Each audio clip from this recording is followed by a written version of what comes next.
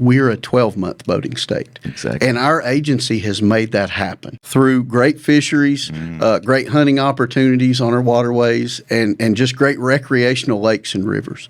Our lakes are busy every weekend. Yeah. It doesn't matter if it's January or July. Our efforts really have swung a lot to address the recreational boating safety needs. We are called for service and investigations 365 days a year. Just take a minute to thank all our great boaters that are out there that do all the things right, that don't drive impaired, that get their educational course, they have their children in life jackets. We see them, and we see them doing good. Right. So I applaud them. Let's make sure our fire extinguisher's in there, our throwable device if it's a 16-footer overboat. Another big thing is wearing those life jackets. There's only going to be one or two times in your life you're going to need them, but we don't know when that is. 12 and under must wear their life jacket. It is a law requirement, and it's something that our wildlife officers are not going to budge on. The award-winning Tennessee WildCast is on the air with the latest on hunting, fishing, boating, wildlife watching, and all things outdoors. Make welcome your host, drummer and outdoor expert novice, Jason Harmon. Hello, everybody, and welcome to this edition of Tennessee WildCast. We're glad you're tuning in. Thanks for watching. Thanks for listening. We got a great show lined up for you today, Don. Yes, All about boating. Oh, it's that time of year. Yeah, it's warming up. Yeah. Folks are finding their boating gear and pulling the boat out of the garage and getting out there. That's right. First thing to keep in mind, safety. Safety. We're going to discuss a lot of that today. Safety, preparing for the season, kind of an update on where we are right now. Yeah. And we got a great guest with us today. You bet. But first, well, you want to highlight a radio station? Yeah. How about there's a station in South Pittsburgh, Tennessee, one of my favorite towns in Tennessee. There you go. And the River, 104.9. And you can hear us there 7:30 to 8 on Saturday mornings, and Sunday mornings 5:30 a.m., 5:30 to 6. So awesome. Tune us in there on South Pittsburgh station 104.9. And hey, thanks to all our other radio partners out there too. Radio partners, TV partners. You can find us on the podcast, listen, watch on YouTube. We're just everywhere, really. You know, from east to west, Bristol to Memphis, you can find us no matter what kind of platform you use. I'm excited about today's show, but real quick, just want to remind people, GoOutdoorsTennessee.com is where you get your license. If you got any hunting, fishing license, you go there. If you want to renew your boat, you can do that there too. So a lot of good resources there at Go Outdoors. You can get a WildCast hat cap like the one you got on right now. You can. Just put shop in front of that. Shop.GoOutdoorsTennessee.com. It'll pull up our list of swag. So yeah, go check that out. Yeah, good stuff in there. Good stuff. Well, today we're with Matt Majors. Matt, thank you for being here. Thanks for coming into the studio. Thank you. I'm glad to be here. You know, it's a tremendous honor to be on this show because it is so popular, probably the most sought-after show in the radio, in any media, I would think. Oh, well, man, I didn't know that. That's great. I like the way this guy thinks. Yeah, he's very positive. No, Matt's been with us a few times on WildCast. I think the last time we were on the edge of Percy Priest Lake for a little Operation Dry Water press conference, and we did a show there after that. But great to have him in. But recent promotion, we wanted to talk about that today. Congratulations, he's man. moving up in the ranks, and I think it's well deserved. Yeah. Thank you, guys. Share with us kind of your career a little bit and where you are today and how we got to this point. Sure. You know, when I got out of college, I did not necessarily have a lot of plans. I thought I did, but after I got out, I'd had a sort of a factory job, and it paid really good. And I was thinking, man, I can make money there. and I was quickly redirected by my family and friends who said, your love is in the outdoors. You got a degree in wildlife and fisheries. Don't chase after money, chase after a dream. And that was great advice. It really was. Man, so I applied with Tennessee Wildlife Resources, and guess what? They didn't hire me. Uh-oh. But that's all right. Went to North Carolina, worked over there, had a great opportunity over there with North Carolina State Parks, worked for them about 4.5 years. But once I did that, I realized, Tennessee was calling me back home. Yeah. So applied again. I got a job as a wildlife officer. Worked that for 5 or 6 years, then promoted to a district-wide sergeant position and full-time boating officer position. Then in 2010, I took a statewide boating investigator job, and my job was training and investigation of boating-related incidents all over the state. And I've been doing that for the last 13 years. But recently was lucky enough to have the opportunity to be promoted to lieutenant colonel in our boating and law enforcement division.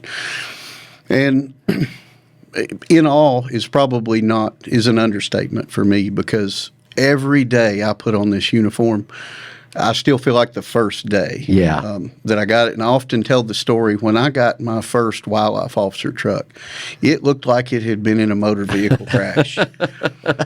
But I invested everybody talks about when they get a job, what they invested their first money, whatever it is. Yeah. I invested in the biggest can of McGuire's wax you can get. Oh, yeah. And I had that ugly truck as shiny as it had ever been. And I was so proud of that. Awesome. And I see our officers today, they still feel that way. They take care of their equipment. They really are. They're thankful for the job. It's a career, it's a passion, it's a calling, and I'm honored to be where I'm at and to help our sportsmen, our hunters, fishermen, and boaters. That's my goal every day, is to make things better for them and to make things better for our wildlife officers statewide. Right. Go ahead. I know you've really been involved with the academy too, that we have within the agency to train our new upcoming officers. And I just, from a personal standpoint, I really appreciate your efforts there. It's always well directed and well thought out. Definitely, and you've seen me sweat a time or two through the years at our academy. But the neat part about our academy is this is the future of the agency. Yeah. So it won't be long. I mean, some of us longer than others, but we'll be gone. And we have to leave that legacy for our hunters and fishermen and boaters. We have to show these officers why they're here. And this is not a job. It truly isn't. This is a career. It's a calling and a passion. And that starts at the academy. It really does. Yeah. And those officers, those men and women, need to leave there with the enthusiasm that we all had when we got hired. So I've made that my personal goal, is to remind them through the sweat and the blood and the tears that it takes to be a wildlife officer, that when you get out, people are going to look at you. And I can't go anywhere, and most of our officers can't, where people run us down and say, I wish I had your job.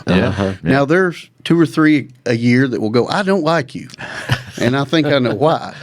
But nonetheless, most people really envy our job. And so trying to instill that in these new cadets and let them know that they've entered into a field that it's truly a family here with this agency. Yeah. And I hope they'll continue that long after we're all gone. Right. It's a unique job, unique position, because the love of the outdoors and the passion for hunting and fishing and being outside is what sparked that interest to become a wildlife officer. So it's a love for what they do, and then they get to do the law enforcement side too. I remember back when I first met you, we rode around on a boat outside of Chattanooga, and I thought, as soon as I met this guy, I was like, he loves his job. He's great at this. He's great on camera. I love having him on camera. A great spokesman for the agency and for what you guys do, and I appreciate all the work, and congratulations on the promotion. Yeah. Thank you. I'm honored. Really am, and I look forward to a number of more years with this great agency. I do. Yeah, I look forward to it as well.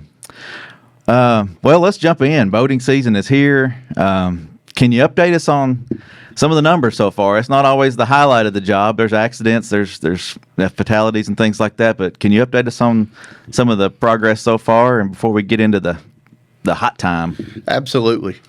And one thing I want to mention is, when I hired on, people said, hey, Matt, boating season is Memorial Day to Labor Day. 3 months. That's all you got to do boating. The rest of it is wildlife and fun and glamour, glitz, and glory. But what I've seen change through the past 20-some-odd years is we're a 12-month boating state. Exactly. And our agency has made that happen through great fisheries, great hunting opportunities on our waterways, and just great recreational lakes and rivers.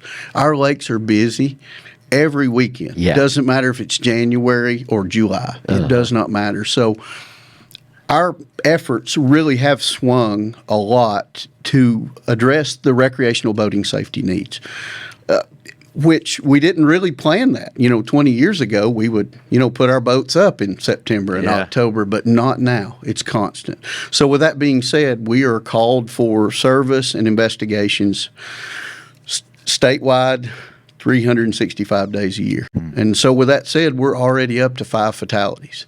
So heartbreaking in a lot of ways, but what it does is reinstill the fact that people are utilizing our waterways 12 months out of the year, and we need to meet them there not only from an educational standpoint, but from an enforcement standpoint. We have to keep our boaters safe.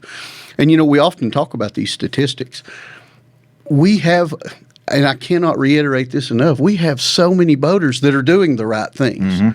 But statistics always rise to the top when we talk about things. It's tough to say, hey, that's a good boater, that's a good boater, that's a good boater. But it's easy to say this was a mishap or that was a very preventable incident. So just take a minute to thank all our great boaters that are out there that do all the things right, that don't drive impaired, that get their educational course. They have their children in life jackets.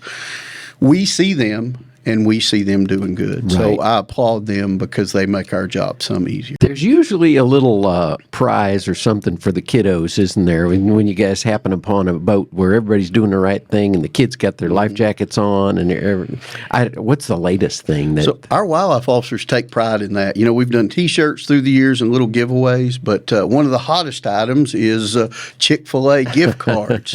And they did that last year. And some of the officers that had handed them out, once word would get out, people would chase them down and they'd say, hey, check me, We're doing the right thing here. Yes, come look at us.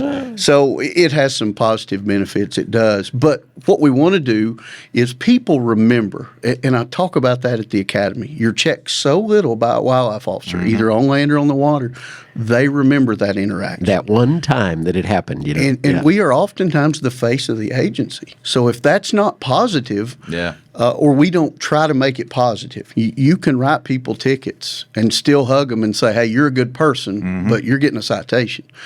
But if we miss the mark on that, that can be very challenging for us to ever overcome, and they will advertise negativity for us. So being able to see that child there a little nervous about seeing blue lights and officers in uniform, giving them a little something, that puts that positive reinforcement that these people are not against us because they don't understand the safety component of it yet. So really important to engage those kids, thank them for wearing their life jackets. Probably makes a good impact on mom and dad. Oh, yeah. I love that. Just love on them a little bit. And, everybody messes up. You could forget something here and there, and you might have to pay the consequence, but, keep loving on them, educate them. People often tell me, they say, I bet you get to arrest a lot of really bad people. And that's not true. Not the case. No. I'm kind of jealous of other police officers and sheriff's deputies. They get to put handcuffs on some really bad people. Oftentimes, we find people that are great that just made a silly mistake. Yeah. So with that being said, I hope our officers treat them as such. This is not the end of the world. Most of the stuff we deal with is misdemeanors. So, like you said, give them a hug and say, you're not a bad person, but this is something that we can't let go. Yeah. So, with all that being said, some people have negative encounters with wildlife officers, but they're so few and far between. The good ones definitely outweigh the bad ones, and we get just as many compliment calls here at the office as we do complaint calls. So. Yeah. And I think the boater education program has had a big impact on folks being educated and learning how to do the right thing. When you turn out as many certified boaters as we have since what was the beginning year that we 2005? Kicked that off? Okay, 2005. Wow! Just imagine all the educated boaters now that heretofore weren't. Absolutely. They'd owned a boat for years, but had never taken the class, and you probably run into some of those too that are longtime boaters, but are still learn something from the class. They absolutely do, and I've told the story before, but back when I would teach boater ed classes, they'd bring their kids, the families, and the moms and dads, they'd sit back there in the back, and they'd watch and they'd look because we're not going to teach them anything. They've been on the lake their whole life, but there was always a number of them that came up and went, wow, I learned a lot on that. And so it lets me know we're doing the right thing. All you got to do is call us here at the office. We'll mail you a Boat Tennessee book, an education guide, a handbook. Yeah. We're not trying to hide these laws. We would much rather you do the research and be safe before you go out is ever have to meet one of our officers on the riverbank after a mishap. Mm-hmm. So education always comes before enforcement, but sometimes we don't get to them in time, and we have to make those enforcement decisions. Well, can you remind folks where to take the classes, where to find that information, what's the age limit, and some of that kind of stuff? Yeah, anybody born after January 1st, 1989 is required to have a boater education class. It's not a license. Some people call it a license, but you just have to have that education class. You pay $10 and you go to any one of our locations that gives the proctors the test, or you can go to a class by a wildlife officer, wildlife educator, and they will get you certified. And then you get a card. Keep with you while you're boating that says you've passed our boater education course. We accept courses from other states, so if you've taken a NASBA approved course in another state, we absolutely accept that because those curriculums are nearly identical and they all meet those requirements that we need here in Tennessee. Yeah. So that's what we're looking for is down the road is we want a fully educated boating public because the safer and more educated we are, the less mishaps we're really going to have. Got a lot of other things to think about before you go out there. You know, people ask about registration all the time. Well, it's just a little boat, or it's only got a trolling motor. Only got a trolling motor. Yeah. Anything with electric power, gas, diesel, or even wind powered, your sailboats, those have to be registered. Sometimes people just don't know that. They make an assumption or, a guy at work said, no, you don't need to register it. If you're unsure, go to our website, look it up, or call one of us. Call our region office, call our Nashville office. We're glad to give that information out. We want to help you get registered, but get that vessel registered. Another big thing is wearing those life jackets. Yeah. It's like a seatbelt. Okay, there's only going to be one or two times in your life you're going to need them, but we don't know when that is. Now, people say, Matt, those are not cool. I don't like wearing life jackets. It's just not cool. It's hot. It makes me sweat. Well, I'll let you weigh the difference of what you're really interested in. But there's really not a lot of excuse now with belt packs and really small, inflatable. Right. You don't even know they're there. Our officers were a little resistant to wearing them when we declared them to be worn by policy. But now I think you'd poll every officer we have, and they don't even recognize they're there anymore. It's just part of their equipment. Yeah. Well, for an officer, he's carrying the gun belt. He's got the the vest and things on. It's I would say wear it. It's interesting you mentioned about our academy. That's one of the things we do is we put them in the pool with all their vest on and their duty gear, and they come really close to not making it out. Now, we make sure they make it out. Yeah. But one thing they always say when they're gasping for air on the side of the pool is they say, you won't catch me without my life jacket on. So if that doesn't speak volumes to the rest of the people out there, I mean, I know sometimes it's hot, but I don't want to hear those excuses because I have stood by so many people on the riverbanks through the years whose loved ones weren't coming home because they didn't have that on. Now, is it a requirement? Not necessarily for adults. 12 and under must wear their life jacket, when they're on the open deck of a recreational boat. If they're inside a cabin or something, they don't have to wear it. Certainly we understand kids get hot and they don't like that, but put them in a life jacket. It is a law requirement, and it's something that our wildlife officers are not going to budge on because in the event of an incident, those children cannot help themselves sometimes. Yeah. So we want them in that life jacket. And again, there's a few other places you got to have life jackets on too. If you're operating a personal watercraft, absolutely have one on, or in dangerous waters areas below some of our hydroelectric dams, there's areas where you must have those life jackets on.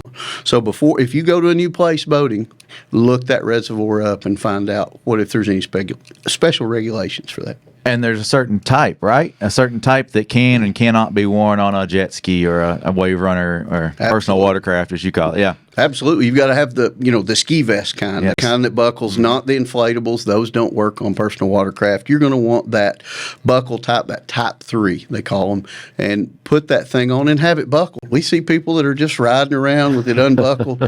And, we realize they've got the idea, but they could fall out and that could slip right off of them. So we want it to be buckled on them, and we'll stop you every time and say that has to be buckled. Just understand, even if you're just going right over here, I hear that all the time. Hey, officer, I'm just going right over here. things happen from here to there. Yeah. They always do, and they never happen when you expect them to happen. So even if you're going right over there, wear it. It's going to save your life for sure. Yeah. I think of the young lady that was at the Operation Dry Water press conference last year. You know, she was just waiting. I think if I remember right, waiting to move her jet ski to the ramp or waiting on her parents or something, and a boat come through, and she wasn't even really moving. I don't think so. It happened fast. So. It can. I can't tell you at the times I've heard people say that the things, it all happened so fast, or they came out of nowhere. Right. And both of those statements are inaccurate. Those people been on the lake the whole day. You just weren't paying attention. Same way with the seatbelt. You know that that's going to help keep you in that seat and keep you from being thrown around, just like this life jacket. If you accidentally go overboard, it may not even be a collision with another vessel. You may hit a wave wrong or be standing up, fall out. Yeah. Everybody will laugh at you, take a few pictures and Snapchats or whatever they do, and then you get back in the boat and you'll just live with the funny videos. Just that humiliation. But sometimes it doesn't work out that way. Yeah. And those are the heartbreaking things that we have to deal with daily. Yep. And so our officers truly have the street credibility to say, I'm not joking. You need to wear that life jacket. It's a great idea. Yeah. Well, we've touched on Operation Dry Water a couple of times. Remind folks what that is. That's coming up July 1 through the 3rd, correct? It is. So that's a national movement for education and law enforcement presence to remind people about the dangers of operating under the influence. So just like on the roadway, they have booze it and lose it, and all those things. Don't drive buzz. Buzz driving is drunk driving. All of those. This is a similar one, but just for the water. Hundreds and hundreds of agencies participate all over the country, and it's increased education, not only social media, but all the different forms of media, but also high presence on the lake, lots of officers, and they are looking to remove impaired operators because historically, July 4th is one of our busiest 2 or 3 week periods where lots of people are off work, out of school, and these incidents happen there, and they're almost predictable. So with a lot of officer presence, a lot of enforcement, but even as importantly, that huge education push leading up to it. We're not trying to hide in the bushes and catch you. We want you to know we are going to be out there. Find a sober operator and have those people operate that boat. And the truth is alcohol and drugs should just be left at home on the waterway. Definitely. Oftentimes we see our impaired occupants that will act up or fall overboard. And the person who ends up paying the price for that is the operator of the boat because they're in charge of all their occupants. So they can be charged criminally if something happens to that person, either injury or death. Wow. Yeah, that's very important. Very important. I appreciate these updates and these reminders, especially alcohol, drugs, life jackets. Those are 2 or 3 of the big main things that keep people safe on the water if they just do the right thing. We're going to run out of time. We got about 6 minutes or 7 minutes here. Can we touch on preparing your boat for the season? So it's April, and then we're going to be ready to get on the water, but the boat's been in the garage all season. Maybe they're not a winter fisherman or whatever. What do they need to be thinking about? To and from places, it's very common, especially on Saturday mornings. I'll see lots of boat trailers on the side of the road, flat tires or bearings that have gone out. And while I smile because I've been there, I've been that person. Check your tires. If it needs new tires, make sure the lights are working. I'm sure the state troopers following you will really enjoy that part. Every part of your boat, let's check it out. Yeah. Go through and make sure you didn't take all the life jackets out. I've had that conversation with people. I took everything out so it wouldn't mildew. Let's make sure our fire extinguisher's in there. Our throwable device, if it's a 16-footer over boat. All wearable life jackets for everybody on board. Make sure that safety equipment's there. Check your engine to make sure it's running. We get those calls late at night. Hey, we put in out here and we're floating down the river and our engine doesn't work anymore. We're not always available to be towing towing people out there. Or tying up a ramp, where you can't get it started to get it off the boat, or get off the trailer. We could do a whole episode on ramp courtesy, but we'll not get off track here. But yes, those are the things. Go through it. Check your boat. Check all the safety equipment, and to follow that, file a float plan. People, that's still foreign to people. Yeah. Let people know, especially if you're by yourself, kayak, canoe, or in a boat. Let people know where you're going, where you're launching, and when you're planning on coming back. I really like touting that one for fishermen, especially if you're going out by yourself or you've got maybe just one person with you. It usually happens that way. It's a single fisherman by themselves, and we'll get the call right about dark, and they haven't shown back up. Right. And so that could be absolutely nothing. He could be catching a lot of fish and didn't want to leave, or it could be the opposite. So that starts in motion our officers out trying to look for them. And sometimes there's very good positive results out of that, but other times we have found empty boats. So file that float plan when you should be back, because if we don't know where to look for you, we've got a big search area. Yeah. And while we're on it, have that hunt plan too. Hunters out there going to climb a tree stand, maybe cold. I just heard a story the other day of how a hunter slipped. He was out taking some tree stands down after a season. He slipped and fell. This was a podcast or something. But anyway, luckily he told somebody, and where he was headed. Yeah. Yeah. So they came looking for him. And he survived. But anyway, have a float plan, have a hunt plan, a fish plan, whatever you want to call it. Yeah. And that works. And my wife would kill me if she knew I said this, but I went and floated the Hiwassee River trout fishing right before dark. And I said, I have no cell phone service. I'm starting here and I'm ending here. We'll be back after dark. And it was almost dark. And she was already calling my other wildlife officer buddies saying, where is Matt? I cannot get a hold of him. In which we just didn't have any service. But when I got out and I saw the messages on my phone, I went, I'm in trouble. Yeah. But what told her, though. That's what that good. reinforced was a float plan works. It Yeah. really does. And so I'm mostly out of the doghouse now. I get in the doghouse even when I'm not on a float. It's like, I didn't hear it ring. I'm sorry. No. All right. Well, one other thing that I've been thinking about is you mentioned it. The 16-foot needed a fire extinguisher, but different lengths need certain things. And I know we wanted to hit paddlecraft before we finalize everything here. So just kind of touch on the length requirements, and if you can, some of them anyway. Yeah, anything with an enclosed compartment. That's the way I explain to people on your smaller boats. Anything with an enclosed compartment that can trap fuel vapors, you need a fire extinguisher. One that's capable of extinguishing petroleum-based fires like gasoline, oil, stuff like that. Absolutely. And you can see it will say on there what it's supposed to be doing. As your boat gets bigger, you're required more fire extinguishers. Once you get from 26 foot to 40, you require a couple of fire extinguishers, and then 40 on to 65, maybe another one. So look at those. Always check those. Make sure they are charged, because often we'll check these larger vessels, and they'll say, I hadn't looked at that in a number of years, and sometimes they're in a good place, but sometimes they're not. Yeah.